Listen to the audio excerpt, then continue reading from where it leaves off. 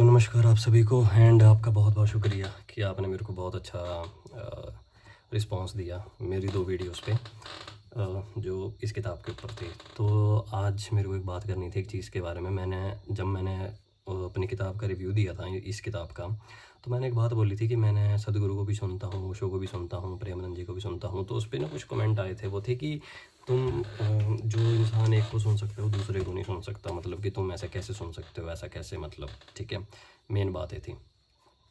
तो देखो ऐसा होता है, इसकी मैं थोड़ी सी बैक स्टोरी बताऊंगा और थोड़ी सी एक्सप्लेनेशन दूंगा कि ऐसा होता है ना कि इंसान की ज़िंदगी जो होती है ना वो स्टेप्स में होती है। कदम है ना वो सीढ़ी के, या वो चढ़ाई है, वो ऐसा तो है नहीं कि तुम एकदम पहले उस पर पहुंच जाओगे, वो चढ़ाई है ना। तो कम से कम 7 से 8 साल पहले जब मेरे पास फ़ोन आया था, पहले मेरे पास फ़ोन नहीं होता था, तो फ़ोन आया था जब 7-8 साल पहले, तो सबसे पहले जो थे उस टाइम ना संदीप महेश्वरी बहुत ज़्यादा पॉपुलर थे। ठीक है, वो क्यों? क्योंकि वो मोटिवेशन देते थे, क्या आसान है, उनका क्लासिक डायलॉग था आसान है। वहाँ से मेरी स्टार्टिंग हुई इस चीज़ की। ठीक है, तो वहाँ से मैंने एक्सटर्नल मोटिवेशन लेनी, ठीक है ना, क्योंकि उस टाइम मेरी उम्र हो जाएगी अगर कोई मतलब 18 साल के आसपास। ठीक है, तो वहाँ से मैं एक्सटर्नल मोटिवेशन लेता था। ठीक है, उसके बाद जैसे होता है ना कि आप धीरे धीरे सुनते हैं लोगों को, फिर आप और सुनते हैं, फिर आप और धीरे धीरे आगे बढ़ते हैं। ठीक है ना, तो वैसे वैसे धीरे धीरे जब मैं आगे बढ़ा, then I got into a point जहाँ पे मेरे को संदीप महेश्वरी के बाद मिले सदगुरु। ठीक है ना, अब तुम बोलोगे कि ऐसा कैसे ऐसा कैसे, लेकिन अगर तुम एक बात सोचो, अगर आप लोग एक बात सोचें कि अगर मैं संदीप महेश्वरी नहीं सुनता ना कभी, तो मैं सदगुरु पे भी नहीं जाता। ऑब्वियसली ना, क्योंकि जो इंसान उस चीज़ को खोज रहा है ना वो तभी पहुंचेगा ना, क्योंकि वो उस चीज़ को खोज रहा है। अगर मान लो मैं खोजता ही नहीं, तो आई होप आप समझ रहे होंगे। तो वैसे ही फिर मेरे को सदगुरु मिले। सदगुरु उस टाइम इनर वेलबींग के बारे में बोलते थे, जैसे जो संदीप महेश्वरी पे बोलते थे आसान है, सदगुरु बोलते थे कि अंदर से खुद को शांत रखो, इनर वेलबींग करो, उनकी वो ईशा क्रिया वगैरह वो सब है। ठीक है, देन उसके बाद ओशो मिले। ठीक है, ओशो का ऐसा था कि ओशो ने फिर जैसे एक वो जो था ना कटाक्ष, जिसको बोलते हैं कटाक्ष देना, ओशो ने कटाक्ष दिए और काफ़ी अच्छे कटाक्ष दिए रिगार्डिंग हमारी अपनी ज़िंदगी, इसके बारे में। अब वो कैसे मिले? क्योंकि मैं सदगुरु को सुनता था ना, तो धीरे धीरे मेरे को भी पता लगा कि एक गुरु ओशो भी होते थे कभी, और उनको सुना। अगर मैं कभी सदगुरु को नहीं सुनता तो ओशो नहीं मिलते। पर सदगुरु कैसे मिले? क्योंकि मैं संदीप महेश्वरी को सुनता था। ओशो के बाद प्रेमानंद जी बहुत ज़्यादा ट्रेंडिंग चले गए, तो मैंने उनको भी सुना।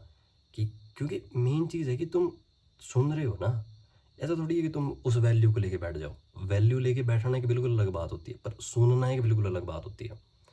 ठीक है, तो मैंने उनको भी सुना कि वो क्या बोलते हैं। जैसे वो बोलते हैं नाम जप करो, भगवान का नाम लो, ऐसा वैसा, है ना। फिर कोई 2 से 3 साल पहले, मेरे को 2 साल पहले आचार्य प्रशांत मिले। ठीक है, उस टाइम हर एक वीडियो के सामने उनकी ऐड आ जाती थी। मतलब जो वीडियो की स्टार्टिंग में वो ऐड, बहुत ज़्यादा ऐड देते थे, उस टाइम प्रमोट करते थे बहुत ज़्यादा। तो वैसे ही मेरे को एक दिन पता है कि वो एक दिन मैंने वीडियो चलाई और एक ऐड चली, and I was just like कि कुछ कर रहा था मैं और वो चलती गई, 5-10 मिनट हो गए और मैं सुनता रहा। तो वहाँ से मेरे को चारे प्रशांत मिले, तो फिर मैंने उन्हें सुनना स्टार्ट किया। तो संदीप महेश्वरी की एक्सटर्नल मोटिवेशन, फिर सदगुरु की इनर वेलबींग कि खुद को अंदर से शांत रखो, वहाँ से मैं ओशो कि ऐसा नहीं होता वैसा नहीं होता, कटाक्ष दो, हर एक चीज़ को एक लेवल पे सेंस करो, मतलब एक लेवल पे एक्सप्लेनेशन दो। फिर उसके बाद प्रेमानंद जो कि बिल्कुल ही टोटली अपोजिट साइड है, भक्ति और वो सब। देन प्रशांत जिनका काम है जो कि क्लैरिटी के बारे में बोलते हैं, inner clarity, inner centre, higher thing. पर अगर सोचो आप, अगर मैं प्रशांत जी तक, आचार्य प्रशांत जी तक तभी पहुंचा हूँ क्योंकि मैंने कहीं तो स्टार्टिंग करी थी ना। मैं इस पॉइंट पे कैसे पहुंच जाऊँ अगर मैं इस पॉइंट पे स्टार्ट ही नहीं करूँ? ये बात कुछ लोग ना समझते नहीं है। कुछ लोग ऐसे होते हैं कि अगर तू इसको सुन सकते हो तो तुम ऐसे कैसे सुन सकते हो, तुम ऐसे सुन सकते हो, तुम वैसे कैसे सुन सकते हो। ये भाई, ये स्टेप्स है ना। अगर आप लोग सबसे पहले मान लो आचार्य जी को ही सुन रहे हो ना, तो हो सकता है आपको वही मिले सबसे पहले। मेरे को नहीं मिले थे तो मेरा रास्ता अलग है, आपका रास्ता अलग है। पर मैं ये थोड़ी बोलूँगा कि आपका रास्ता गलत है या मेरा रास्ता गलत है। ठीक है, तो ये चीज़ हमें समझनी चाहिए कि हर एक इंसान की जो जर्नी होती है ना किसी भी तल पे पहुँचने की, वो ऐसे थोड़ी होती है कि एक दिन आँखें खुली और ठीक है भाई आचार्य प्रशांत जी। नहीं भाई, अलग-अलग हो सकता है मैं किसी और चीज़ में पड़ जाता, जैसे मान लो मैं किसी और चीज़ में पड़ जाता, मान लो मैं गेम खेलने में पड़ जाता, तो मेरे को इनमें से कोई भी नहीं मिलता, तो मैं इस टाइम बोल भी नहीं रहा होता, तो मैंने किताब का रिव्यू भी नहीं देना था। तो ये ना कदम होते हैं, ये ऐसा नहीं होता कि मैं ये क्या सुनता है ऐसे ही, ये कदम है सारे, इन कदमों पे सब चले हैं। कोई कब किस पे पहुंच रहा है, कोई कब किस पे पहुंच रहा है, तो उसमें कोई बुरी बात नहीं होती, पर आगे बढ़ते रहो। मेन बात ये है, you have to keep continue yourself कि हाँ भाई ऐसा है वैसा है ऐसा है वैसा है, इससे आगे क्या है। अगर मैं एक्सटर्नल मोटिवेशन तक ही रह जाता तो मैं वहीं तक रह जाता, हो सकता है मैं आज भी संदीप महेश्वरी सुनता, लेकिन उनमें भी कुछ गलत नहीं है। देखो बात ये कि कोई गलत चीज़ प्रमोट करे तो बात बनती है ना, कि भाई अच्छा, कि जैसे मान लो कि तुम पहले सट्टा खेलते थे और अब तुम ये सब करने लग पड़े, वो बात समझ में आती भी है कि कोई बोले, लेकिन इस बात में तो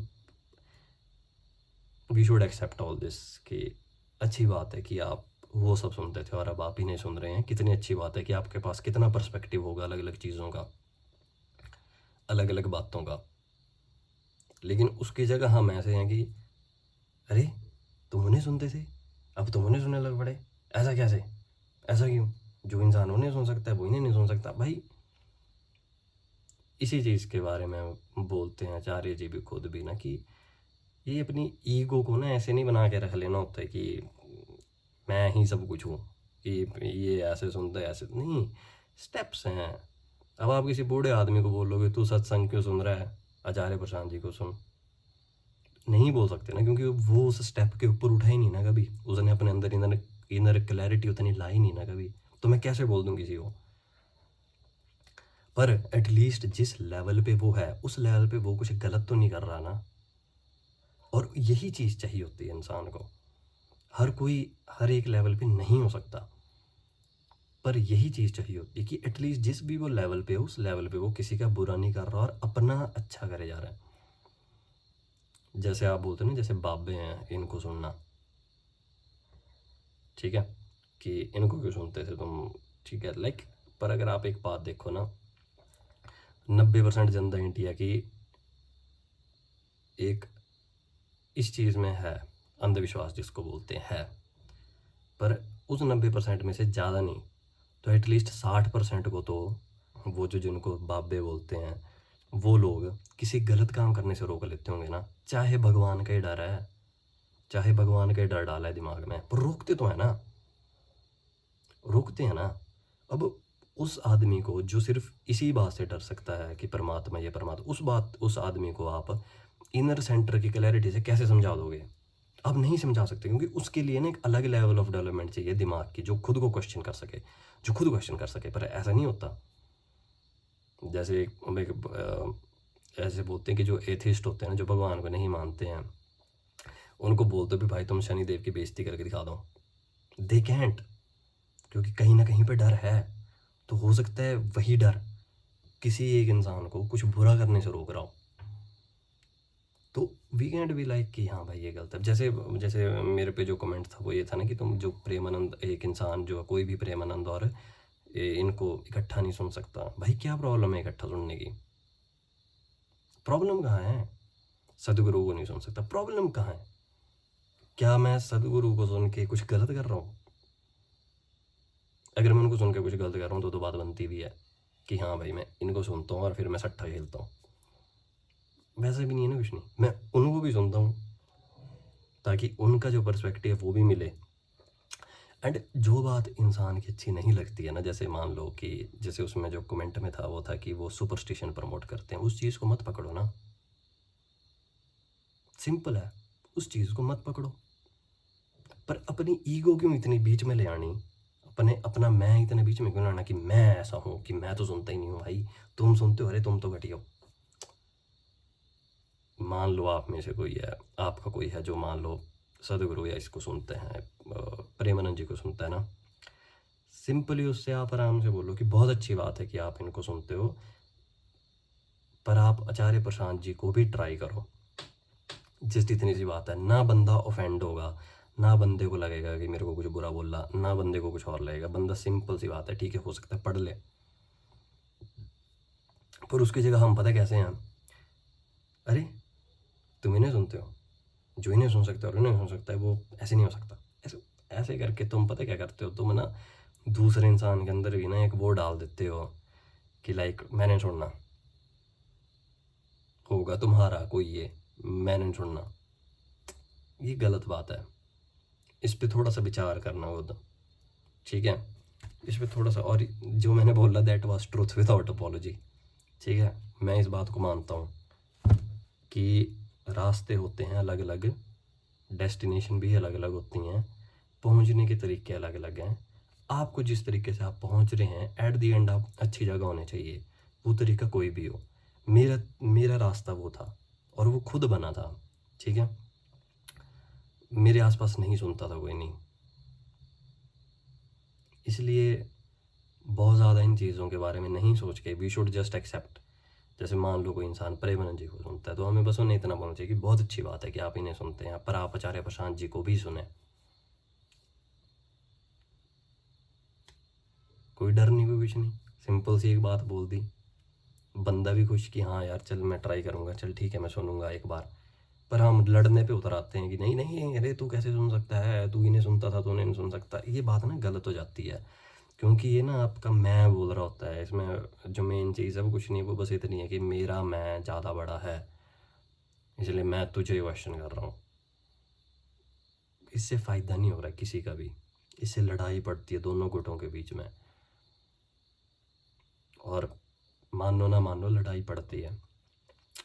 इसलिए किसी को ऐसा पूछने से पहले जस्ट बी लाइक कि बहुत अच्छी बात है कि आप सबको सुनते हैं, ये हमारे चारे जी हैं, आप इन्हें भी सुने तो बहुत अच्छा लगेगा हमें, बस। तो धन्यवाद आपका अगर आपने इस वीडियो को यहाँ तक सुना है तो। और दूसरी बात ये है कि मैं इसके चैप्टर 2 का रिव्यू भी करने वाला हूँ, जो कुछ चीज़ें मुझे लगी और जो कुछ चीज़ें मुझे ठीक लगी और कुछ चीज़ें जो मुझे गलत लगी हैं, और कुछ जो मेरे अपने विचार हैं, तो I will do this also.